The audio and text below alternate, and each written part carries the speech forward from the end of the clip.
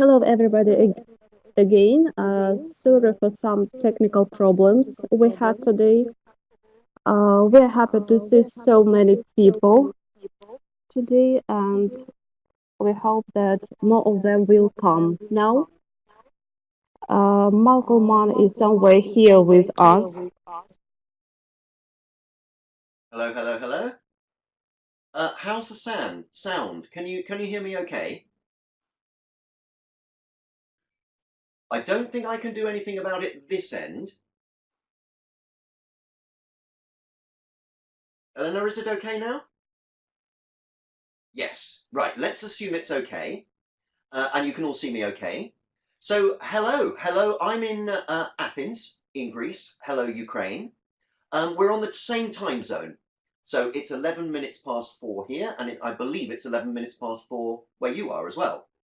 Xenia says no sound, no. Olena says no video. Natalie says you can't see me. Can anybody see me? Can anybody see me? No, cannot see. Let's try that. How about that? Can you see me now? Yes. That was my fault. I didn't press the right button. Can you hear me? Sound is okay. Brilliant.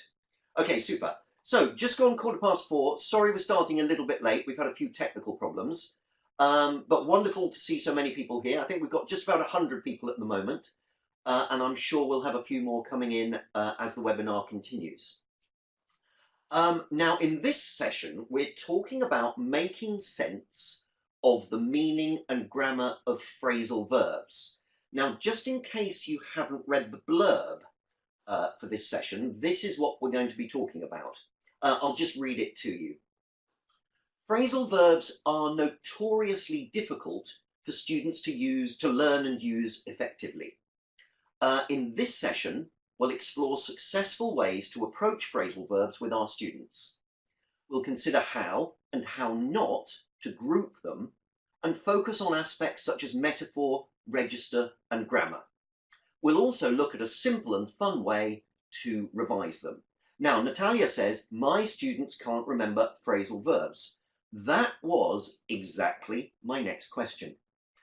It's obviously always difficult to generalize. All students are unique, but generally, how do your students cope with learning and using phrasal verbs? Do they fall behind? Do they just about get by? Or do they storm ahead?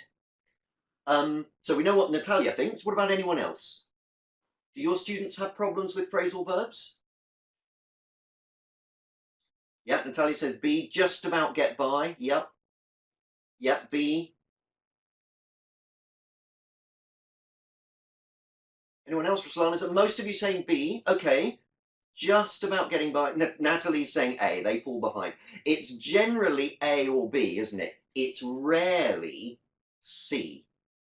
Now, what about you? As teachers, do you like teaching phrasal verbs? Do you like studying and teaching phrasal verbs? No. Anna, very honest. Natalia says yes. Okay, some yeses, some no. A tricky topic. Yes, it is. Right, very good for being honest. No, right. Elena says I like it a lot. Okay, Ruslana, you try to. Excellent. So some yeses, some nos. Right. I think for me, I love phrasal verbs in that I find them fascinating. But to be absolutely honest, I would hate to be a student of English having to learn them and having to use them. I think they're a nightmare. I think phrasal verbs in that sense are absolutely horrible. I think they're really, really difficult. And I think it's worth us asking ourselves, what is it that students or some students find so difficult about phrasal verbs? What is it about them that make them so hard to learn and use? Do any of you have any thoughts on that? What is it about phrasal verbs? They have several meanings, absolutely. Too many meanings, completely agree. Anything else? Any other points? Yeah, they can't be translated. That's a very good point. There's lots of them. Yeah, You don't have them in L1. Yeah, I think these are exactly right. I made a small list. First of all, as some of you said, there are so many of them.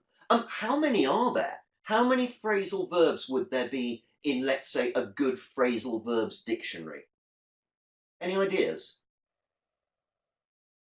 Roughly, how many phrasal verbs are there? Hundreds? Natalia says 2,000. It's actually, yeah, thousands. It's about 5,000 to 6,000 phrasal verbs in most phrasal verbs dictionaries. But of course, there's only about 40 particles, those little words. Words like up, in, off, below, with, without, aback. There's only about 40 of those. So that makes all these thousands of phrasal verbs look so similar. And of course, as some of you said in the comments, there are multiple meanings frequently.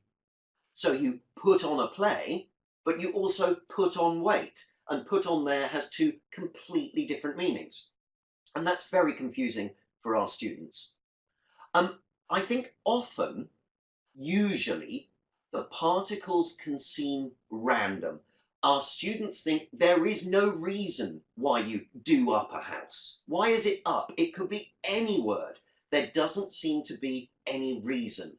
And that makes them very difficult to learn because you can't categorize them. You can't say, it's do up because up means this. There doesn't seem to be any meaning.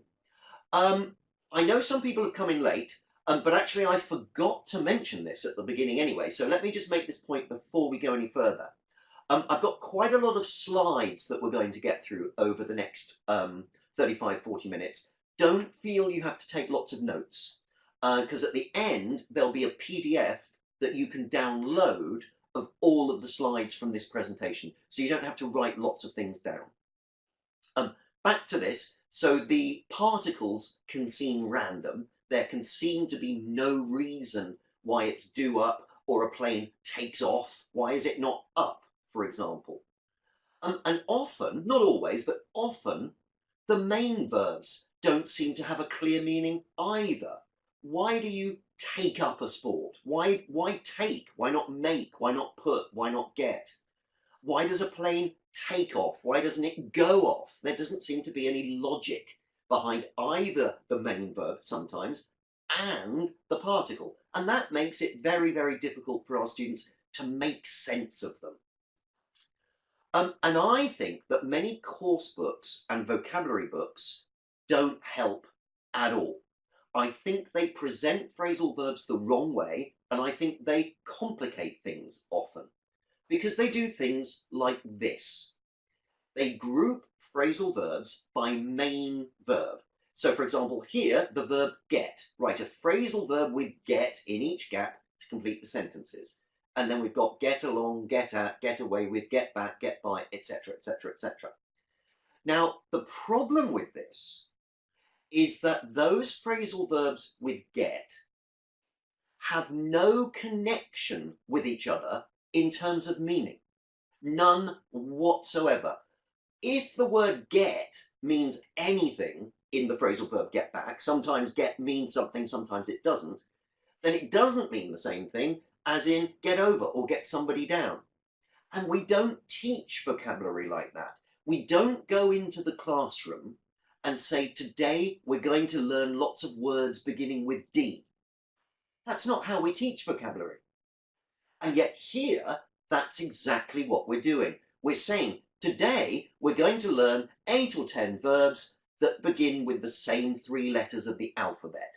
G, E, T. That's the only connection between those phrasal verbs. So I don't think that really helps our students at all. Now, having said that, sometimes it does make sense to group them by main verb. And that's when the main verb contains a meaning. So, for example, most phrasal verbs with turn involve the meaning of changing. Turn into something else, for example. Turn, in many phrasal verbs, means change. Most phrasal verbs with look have the idea of seeing, whether that's seeing something literally or seeing something metaphorically. Phrasal verbs with set, usually that set means start. So you set up a business, you set off on a journey. There's this idea of starting. So when there is actual meaning that you can group, that makes sense. But most of the time, it doesn't make sense at all. With phrasal verbs with get, put, take, and make, it doesn't make sense to group them by main verb. And yet that's what many course books and vocabulary books do. There are a number of more sensible ways to group them. It's far, far better to present them within a topic context. So if you're doing the topic of travel and transport, planes land, they take off. That's when we should do the verb take off to do with travel and transport, not in a list of lots of other verbs with take. The fact that it's two words doesn't make any difference. It's one lexical item with one meaning. Now, of course, there is some grammar involved. All vocabulary has grammar, but we'll come back to grammar a little bit later on. But doing phrasal verbs within the topic, as if they're one lexical item, which they are, is much more sensible than grouping them by main verb. And then the next thing that our students need to understand is that the particles, the little words, up, in, off, out, etc., are not random. There is a reason why planes take off, not take up, for example. Sometimes it's obvious, sometimes it's not obvious at all, but it isn't random. And the more our students can understand the logic behind which particles we use and why, the better. So I want to start with just one particle, the particle up. And I want to think about the physical world and the metaphorical world. In the physical world, we have this idea of up and down. So you can go up a tree or go up a mountain, or look up in the air, look down if you're on the top of a mountain. And similarly, we have up as a metaphorical concept. So when something gets more expensive, prices go up. Now, that's so deeply ingrained in most cultures, most languages, not all, but most, that we kind of take that for granted. And we think, well, of course prices go up and down. They couldn't do anything else. But actually, that's not quite true. We tend to think of numbers like this. So we put them on the going up and going down. So if something gets more expensive, it physically goes up the chart or goes down the chart. It doesn't have to be like that. We might put the numbers down there. So if something was cheaper, we might say it goes left. Or if it's more expensive, it goes right. But we don't do that. We don't do that in English, and we don't do that in lots of languages. I don't know any languages that do that. We don't do the left-right thing. We do the up-down thing. And I think the reason for that is because we live on a planet with gravity. And so when you pile things up from the ground, up means more. And that's true of up in lots of phrasal verbs.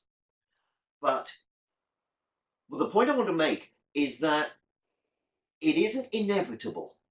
Because imagine if you're a dolphin and you speak dolphin language. You don't live on the earth with gravity. The further down into the sea you go, there might be more fish. So in dolphin language, down might mean more. But in English and many other languages, up means more.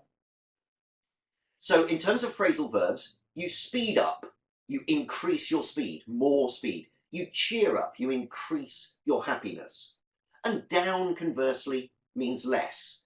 So or sometimes means less. So you slow down, you have less speed. Or you turn down the volume.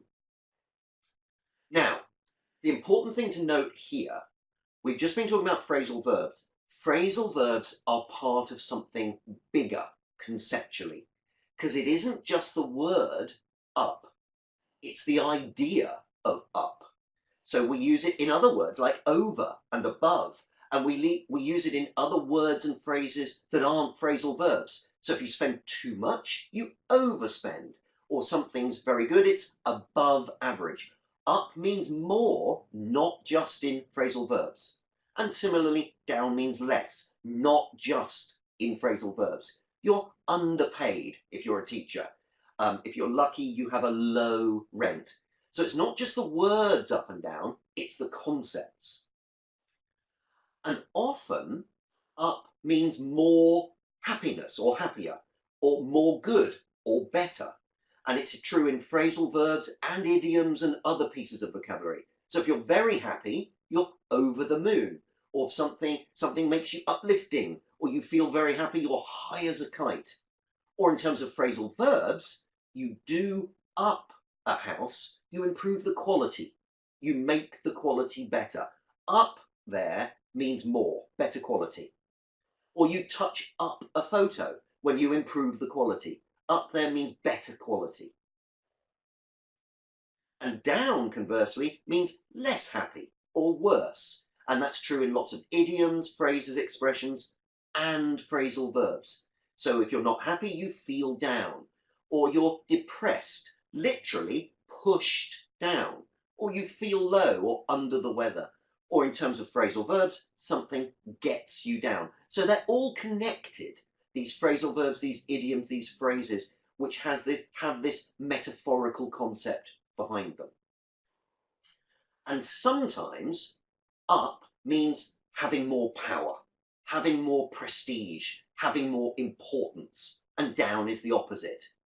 And that's true of phrasal verbs and idioms and other pieces of vocabulary, which is why in English, if you respect someone, you look up to them. You put them in a position of power.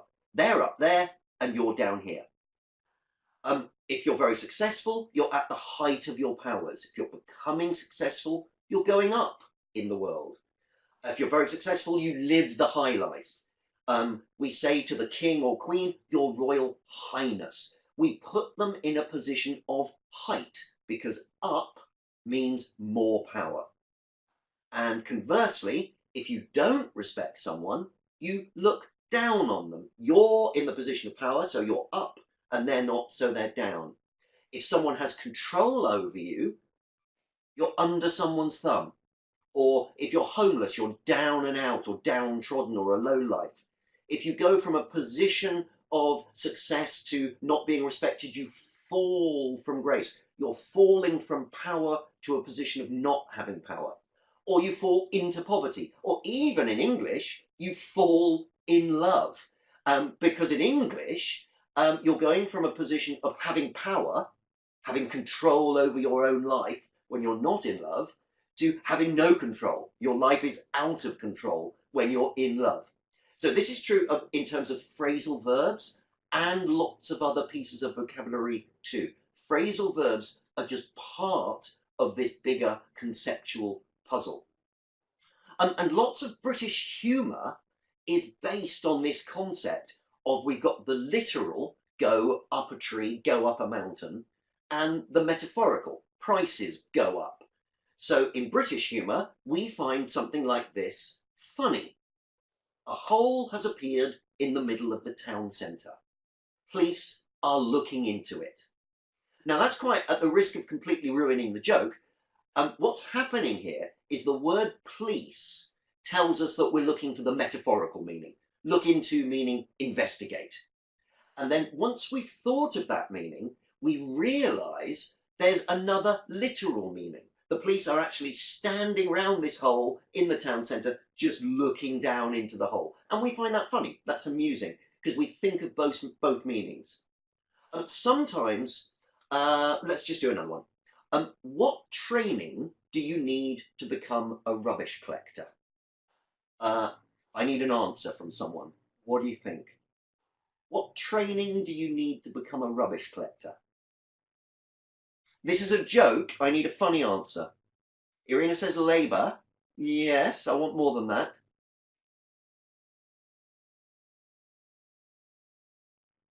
Shall I tell you? Some people are typing. I'll just let you type. Practice. Clear. All of those are good, but they're not funny. This is a joke. Physical training, that's good, but it's not funny. Let's have one more. Take away rubbish, that's better. Okay, I'm going to tell you. None. You pick it up as you go along. And the reason that that's funny is because of the two meanings of pick up. the literal meaning, take up off the ground, and the metaphorical meaning of learn. Let's have one more. Why can't ghosts tell lies? Anna liked my joke. Thank you, Anna. Why can't ghosts tell lies? Anybody? The same idea. We need a phrasal verb that has a literal meaning and a metaphorical meaning. Not because they're ghosts. Not quite. No. Ah, well done, Xenia. Exactly right. Because you can always see through them. The literal meaning of transparent and the metaphorical meaning of understand what they're really saying or doing. So the point is this, with phrasal verbs and lots of other vocabulary too, we use the words of the physical world, like up, down, in, out, above, behind, below, with, without, on, off, etc., metaphorically. And so often it makes sense to group phrasal verbs by the particle rather than by the main verb, because the particle contains metaphorical meaning. So have a look at all of these phrasal verbs. What's the metaphorical meaning of the word on? What does on mean here? It's not quite continue, actually. It's close, but it's not quite continue. Yes, exactly. It's start. Often start working, start to work, start operating. Not always. Do you think it will catch on? That means start to become popular. But turn on the TV, switch on the computer, that's start to work, start operating. What about these in across? I came across a really interesting book. She stumbled across some old photos. What does across mean? Because it has a meaning. Oksana, it is find. It is find. You're absolutely right. Yes, and Natalia's also right. See randomly. There's a random idea often. Find or discover randomly, by chance. It's like you're walking across a field and I'm using the word come across, but you fall across something. There's something lying there and you go across it, so you just happen to find it. Now, what about these? I haven't given you any context here. What does about mean in mess about, fool about, lounge about, hang about? What does about mean? It's got a metaphorical meaning. Around, yes. Yes. Something to do with accidentally. Yes, it is. It's quite difficult to explain this, isn't it? I think it means have a lack of purpose. But those people that said around, I think you're right. It's like you're going around, going about from one place to another, to another, to another, with no real purpose, with no real meaning. So if you're messing about, hanging about, there's no real purpose to it. Down, this one's easier, I think. What does down mean in these phrasal verbs? Metaphorically. To do with finally, to do with ending. Yep, tomorrow, that's exactly what I would say. Destroy. It means destroy. If you burn down something, you destroy it. It's all this idea of falling to the ground so that it's destroyed. What about these? What does off mean in all of these phrasal verbs?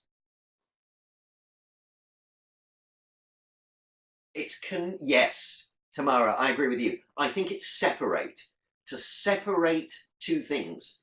If you brick off one room, you separate it from the rest of the house. This idea of off meaning there's one thing over here and one thing that's separate from it. Now, this is interesting because, of course, you can print documents, but you can also print out documents. And you can fill in a form, but you can also fill out a form. And they mean the same thing, really. To print documents, to print out, means the same thing. To fill in a form, fill out a form. But when we're using the word out, and in all these other phrasal verbs, I think there's a slightly different emphasis, even though the meaning's actually the same.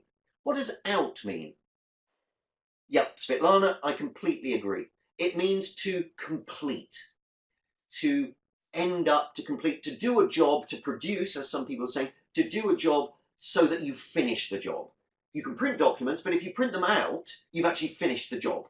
Even though to print documents, print out the documents often means the same thing. You fill in a form, fill out a form, the out emphasizes that you've completed it, you've finished it.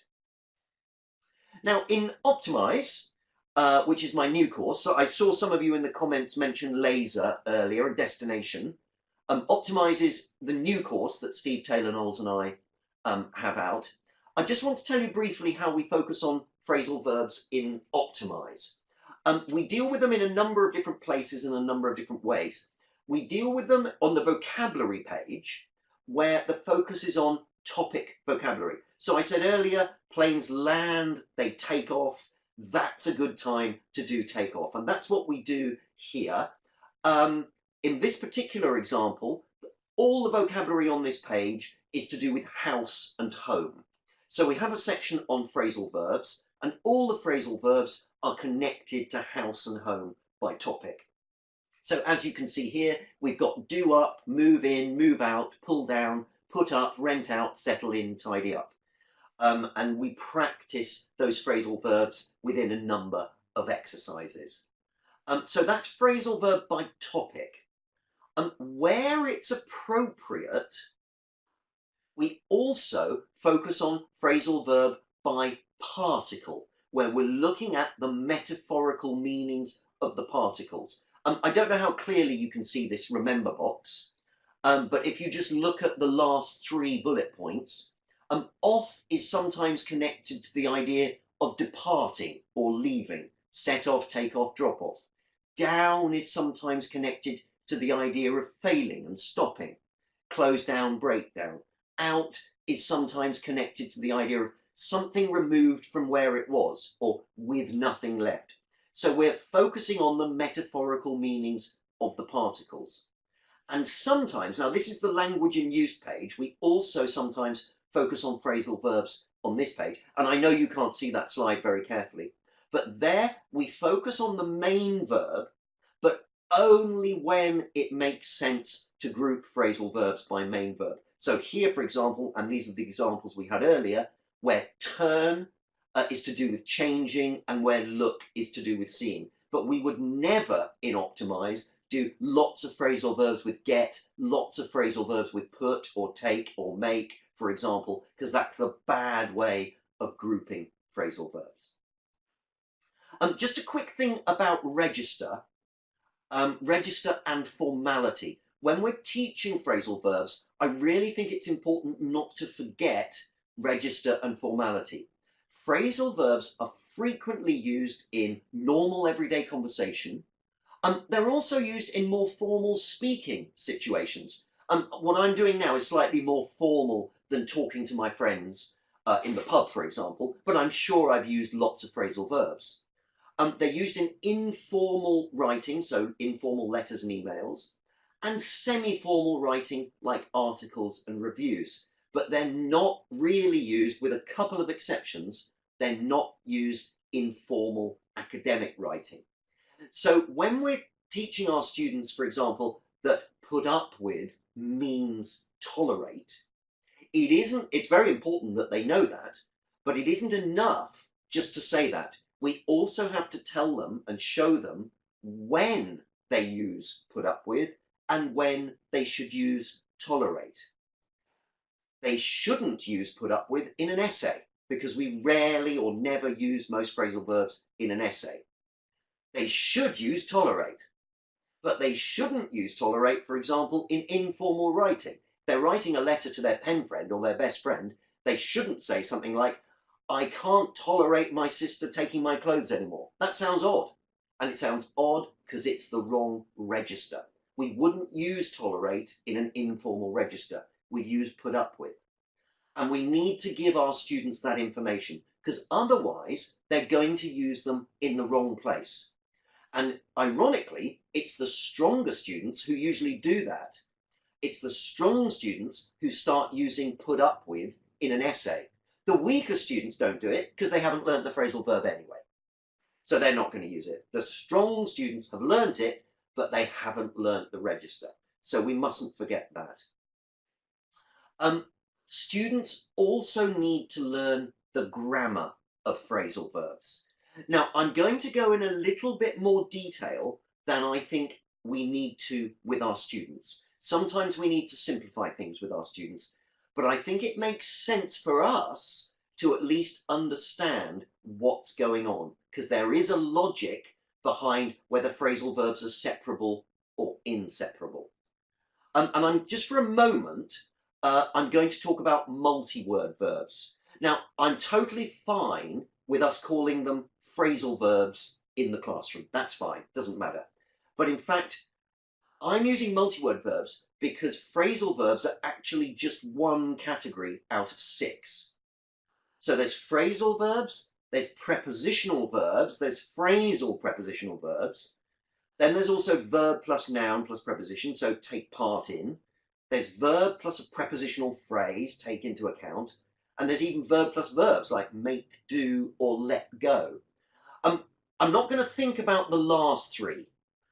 We're not going to call those phrasal verbs today. But the first 3, they're often classed together. And it doesn't matter if we do this in the classroom, if we call them all phrasal verbs. But it's important for us to understand that actually there are 3 different categories with 3 completely different grammars. Now, actual phrasal verbs, the particle, on, off, up, out, etc., is an adverb. When the phrasal verb is transitive, in other words, it takes an object, it is separable. So you've got a choice. You can separate it or not. Turn on the TV, that's fine. Turn the TV on, that's also fine. Interestingly, if the object is a pronoun, you can't do that. You can say, I'll turn it on, but you can't say, I'll turn on it. So when it's a full noun, you can. When it's a pronoun, you can't. Our students need to learn this grammar. Very interestingly, when it's a reflexive pronoun, the default is, like with other pronouns, we separate. The TV just turned itself on. But for emphasis, I think you can also say this. The TV just turned on itself. I think that's fine, but only really for emphasis, which is quite interesting. But that's quite high-level grammar, and it's not used that often. And then, of course, there are the intransitive phrasal verbs, which don't take an object and therefore are inseparable. Winter is setting in. You can't separate the set and the in. The problem, of course, is that there are some phrasal verbs that are intransitive and some phrasal verbs that are transitive and therefore separable, but they're exactly the same. Hang out, for example. They're exactly the same in terms of the 2 words, hanging out, but they have different grammar. So what's the different grammar between hang out after school and hang out washing? What's the difference?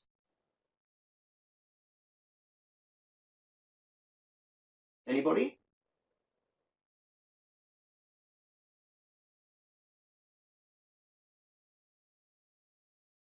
Well, the meaning, absolutely. The meaning is different. Yes, one of them is transitive. Right. Hang the washing out is transitive. So, exactly, transitive or not. So you can hang the washing out or hang out the washing. But we can't say the kids usually hang after school out. You have to have hang out together as one item because it's intransitive. Now, then we move on to prepositional verbs. Now, this is quite interesting because she looked at the book. Nobody would say that's a phrasal verb. That's fine. The wild dog almost went for me. Some people might say that's a phrasal verb. But what about this one? I came across a really interesting article. Most people, I think, would call that a phrasal verb. But in fact, it's a prepositional verb. It's a verb plus a preposition. And that means that the grammar's different. It's not the same grammar as actual phrasal verbs.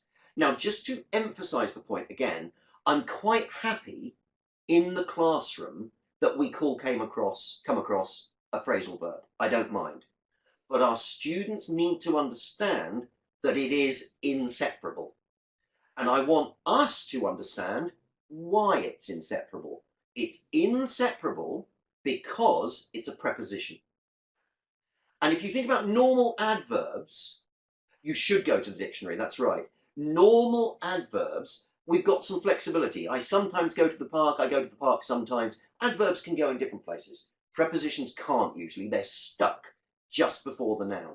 So we can't say, I came a really interesting article across. The across is stuck with the came, it's not separable because of the grammar. Now, of course, our students just need to learn with each one which one is separable and which one isn't. Which isn't always easy, because sometimes it's a preposition and sometimes it's an adverb, and that changes everything. So here, for example, we've got get over, recover from an illness, and get over, make someone understand. One of them's separable and one of them isn't. So let's have a look. It took me ages to get over her betrayal. We can't say it took me ages to get her betrayal over. That's recover from.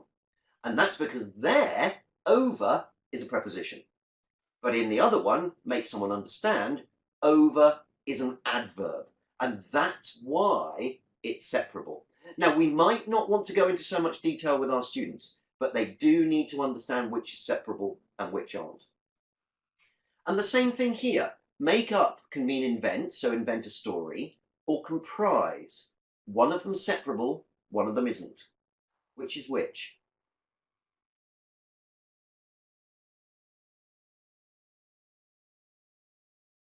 Which one's separable? Yeah, the second. You can make up a story or make a story up. What about these two? Turn on, meaning a TV, activate, or turn on, meaning start to attack. Which one's separable?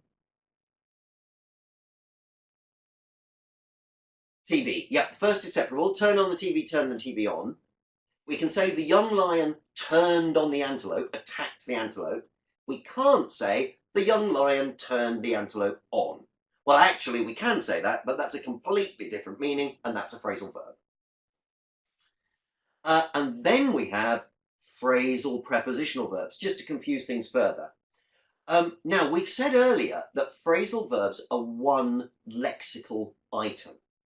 So the question is, what should our students learn? Should they learn the phrasal verb get away? Or should they learn the phrasal verb get away with? Now, that's a trick question, because the answer is they are two different things. There is the phrasal verb to get away, meaning to escape. Now, that doesn't need to be followed by a preposition, but it can be. He got away with the diamonds. He escaped with them in his hand. Or he got away on a motorbike. Could be lots of different prepositions. And that's not the same as get away with, which is one lexical item in its own right, which has a different meaning, to escape punishment for. He's not holding murder in his hands. So this makes it difficult for students, but they need to know when it's a phrasal verb that can be followed by a preposition, or when the preposition is actually part of the lexical item. Now, in Optimise, at the back of the book, in the vocabulary reference, we don't go into all of that detail, but we go into the four most important things. Type 1, transitive, so separable. Type 2, intransitive, so not separable. Type 3, transitive but doesn't separate, and that's actually because it's a preposition. And type 4, where there's a preposition, prepositional phrasal verb. And then all the phrasal verbs that we cover in the main body, they appear unit by unit at the back of the book. So here, once again, we've got do up, move in, move out. We saw those earlier.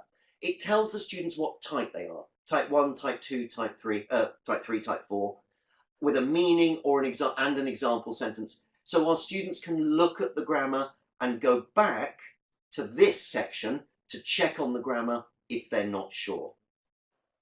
Now, a final section, rebuses, just before we finish. Rebuses are, I think, are a very simple but a very effective way of revising the meanings of the particles of phrasal verbs and other vocabulary, or those other idioms and other phrases that use metaphor in the same way as phrasal verbs. A rebus is just a simple drawing or a piece of writing on the blackboard where we show the particle of a phrasal verb or an idiom, for example, we show it visually. So our students can see the metaphorical idea visually. So, for example, this is the phrase, turn on the computer. The on is shown visually. As you can see, it's on, it's physically on the words, the computer. Does that make sense? It's on it. So the secret with a rebus is you have to say what you see. So the teacher puts these on the blackboard, or the students come up with their own and they go to the blackboard and do them for the other students. But the idea is that with phrasal verbs or with the other idioms and pieces of vocabulary that follow the same principles, you're showing the metaphorical meaning visually. So what's this phrase? What's the phrase? Give me the whole phrase.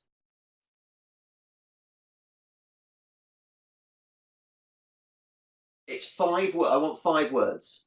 Yep. Yulia's got it. Shut up and sit down. Exactly. Let's do the next one. Now, this is not a phrasal verb. This is not a phrasal verb, but it follows the same principle.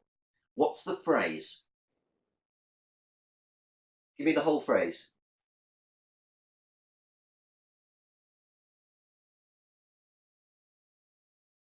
It's 5 words.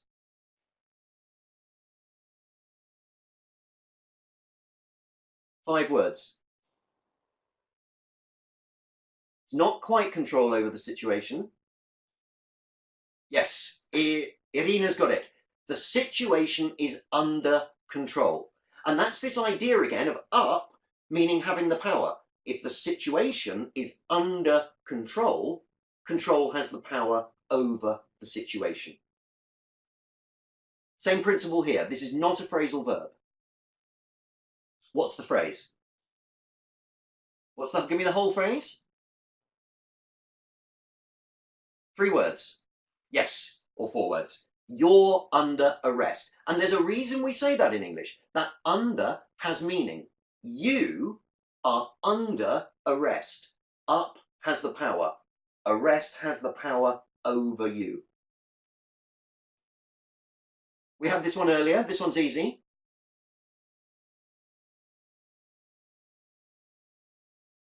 Give me the whole phrase. Not just over the moon. I'm over the moon, exactly. And we had this one earlier as well.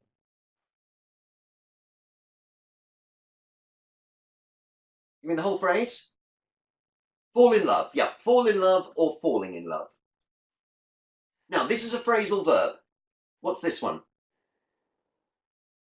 Up here means more. Yeah. Give me the whole phrase. Give me the whole phrase. Phrasal verb, brighten up. Exactly. What's the phrase here?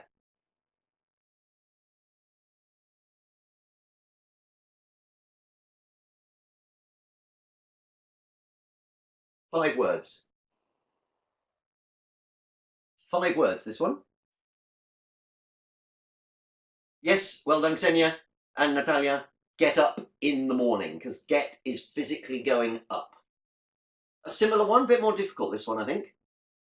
4 words.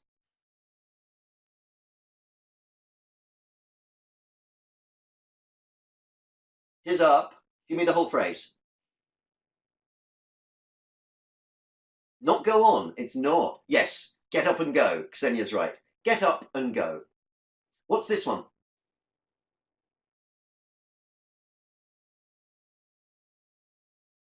It's not on this time. It's not on. It's over. Turn over the page. And what's this one?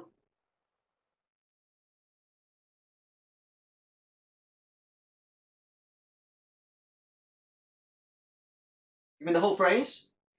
Xenia and Natalia have said over. It's not up. It's not up. Yes, take over a company. And there's a reason we say that. If you take over the company, up means more power. You're over it. You have the power over the company. Now, this one's a bit tricky. What's this one?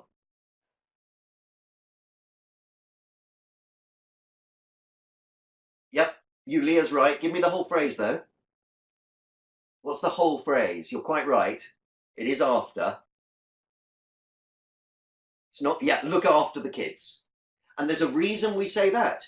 If you look after someone, it's like your eyes are following them around to make sure that they don't get into trouble. We had this one earlier, I think.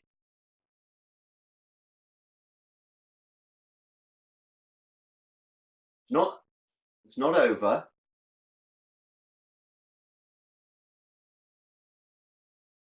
It could be upon. It could be. You're quite right. I hadn't thought of that. I was thinking of across, but it could also be upon. We had this one earlier. Yep, give me the whole phrase. Do up a house, exactly. Up means more. Often it means more good or better. Do up a house, make it better quality. Similarly, you might do this. When you do up your house, you might do this. Give me the whole phrase. Knock down a wall, exactly. You might say this to your students. What's this one? You might say this to your students.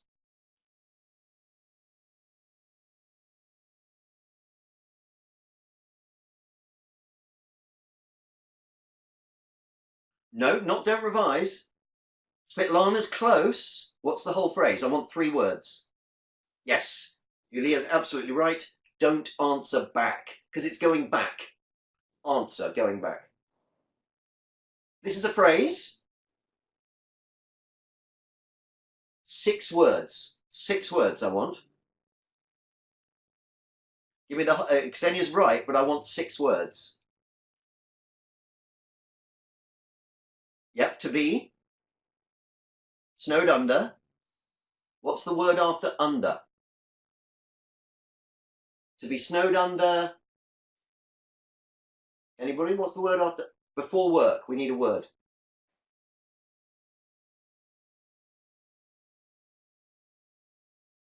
Yulia's right, but we missed a word.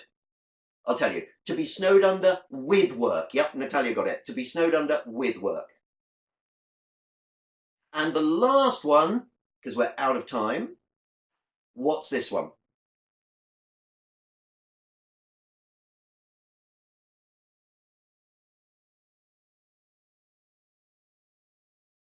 You might do this evening.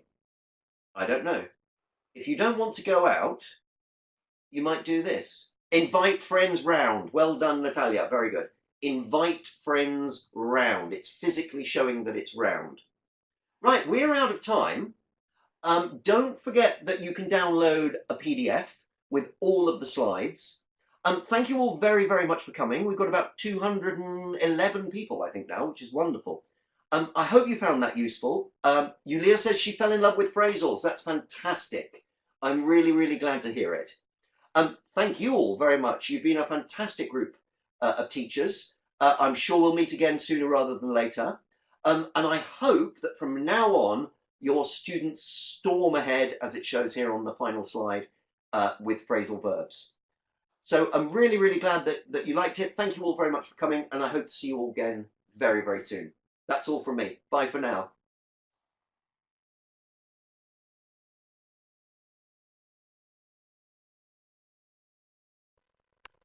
Malcolm, thank you very much for very interesting webinar.